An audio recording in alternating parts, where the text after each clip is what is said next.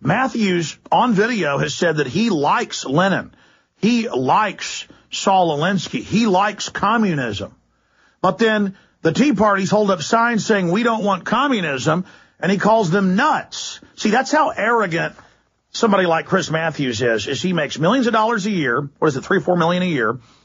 He sits up there. He works for the big banks. He wants to communalize your wealth so he can control it. And then he tells you it doesn't exist and you're crazy. That's why he has 500,000 viewers. And so that's why he's got to air this 3 times today, twice tomorrow, and 1 time again every day for the next 2 weeks is what they're scheduling. Just airing it constantly over and over again, hoping they have an effect. Hoping if they sling enough mud up against the wall that it has some type of effect, while Chris Matthews sits up there and says, I control reality. I tell you what's safe to watch. I tell you what's safe to see. And in that video clip last night, he's like, this is going to scare a lot of progressives. This is going to scare a lot of mainline liberals. Oh, it's so scary. These people want to overthrow the government. Chris Matthews knows it's a foreign corporate takeover of the U.S. He worked for a U.S. president. He knows there's eugenics going on. So does Pat Buchanan.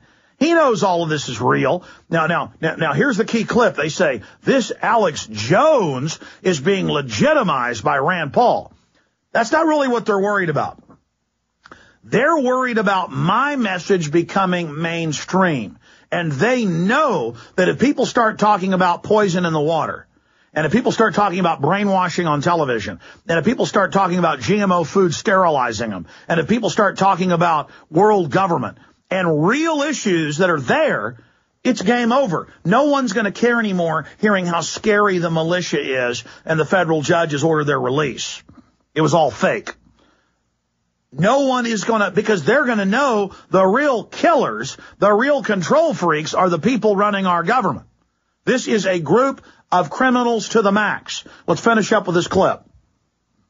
I think you're mixing an awful lot of things. Well, because they use the same language. Well, they do. But look, I mean, I don't know these Michigan militia guys.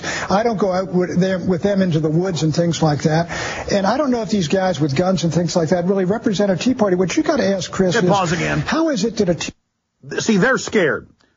They want to be the government with the guns. They want to be the government with men in black ski masks. They want to be the government face scanning you and making you have an ID to have a job, but illegals are exempt. They want to be the ones with all the force, the monopoly of force. It scares them, the true Americana of Americans buying guns and training with it.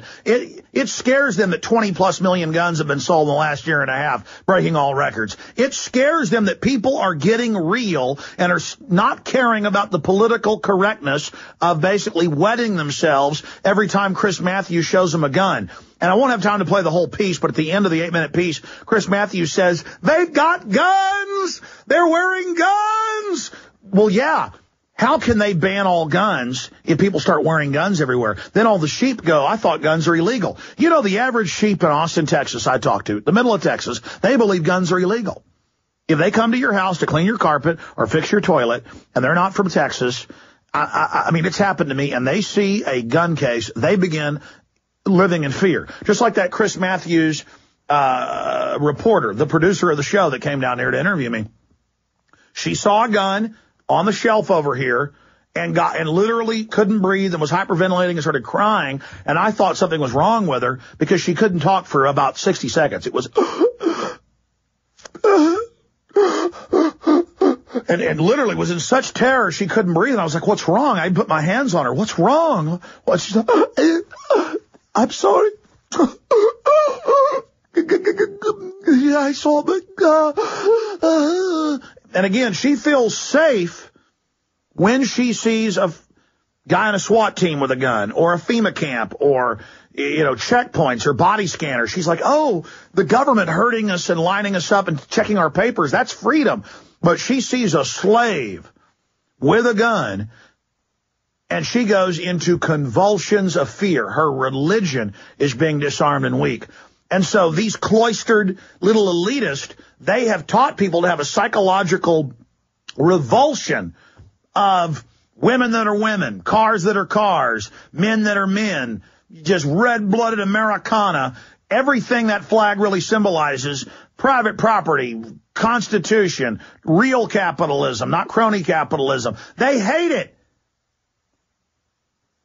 They hate it. They absolutely hate it. Because because if they were real world people, they wouldn't be for tyranny. Go ahead and finish the clip.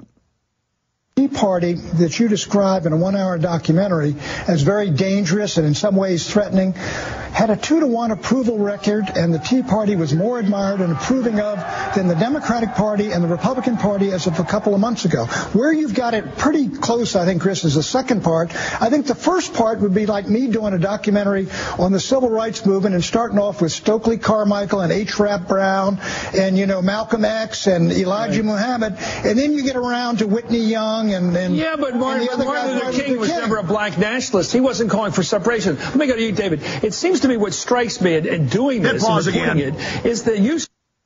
Look at that sign right there. Back it up about a second, please. For people watching on PrisonPlanet.tv, it says, vote out all incumbents crooks. You've got every incumbent in every race, whether it's Florida, Kentucky, Pennsylvania, Hawaii, Colorado, Republican and Democrat being voted out. That's never happened before. It's always one party's out of favor, one party's in favor. That's what they're panicked by. You go to a Tea Party, most of the signs are both parties are bad, we're bankrupt, cut the size of government. And that's why they hate the Tea Party so much, because at its roots, it's bipartisan. At its roots, it's transpartisan. And so first they want to make it a Republican issue so they can divide and conquer. Then they want to radicalize it and demonize it. And they want to be gatekeepers and say, look, this Alex Jones is too popular. He's a kook. He says the government wants to reduce your numbers. When that is the stated State Department U.S. policy, stated UN policy, and the stated White House science czar, who has written more than 10 books and booklets, we own them all. And here's the textbook he wrote, Eco Science, where it calls for drugging the water to sterilize you and calls for a planetary regime to do it and calls for, basically forced abortion. I mean, this is the White House science czar. They say we want a planetary government to then carry this out. I mean, look, Chris Matthews is a dead political duck. He wants to make this violent because he's losing the political fight. And just like they told you the vaccines wouldn't hurt you, and I said, folks, don't believe me, don't believe Matthews, don't believe Fox News, they were up there lying too, and CNN, I said, go to the Walgreens, go to the CVS, go to the Save-Ons or Vons or whatever it is, or the Eckerd, go to the pharmacy and say, I want the insert that came with the shot bottle. And you read it, and it says causes Guillain-Barré's, other neurological disorders, Lou Gehrig's disease, brain damage, sterilization, reduced fertility, and cancer. Read the stinking insert. And you know what? People just take the challenge and they read the stinking insert. And they find out who's telling them the truth. And it ain't you, Chris Slimeball Matthews. Let's finish up with this clip. Here it is. And reporting it is the use of the flag, don't tread on me, the great Gadsden flag from South Carolina. These people are referring to the federal government of the United States, which was honestly elected. Right. Nobody questions the election of Barack Obama. I mean, one with a good one, 53%. Well, look. Honestly elected with 4 times the Wall Street money, 5 times the Goldman Sachs money. Honestly elected, held up as a messianic leader by the media, knowing people were mad at their last puppet, Bush, catapulting him in to break every promise. Look, please continue. They're saying he's not an American. Yeah. They're saying he's illegitimate. This language I've never heard before. What was interesting to me about the piece that you did was that you showed the continuum between people, Dick Armies of the world who you interview, who was a member of Congress, libertarian conservative, helping to stir up the Tea Party. And then you have someone like Alex Jones, who we just saw in that clip, a radio talk show host who says he's not right, says he's not left, but he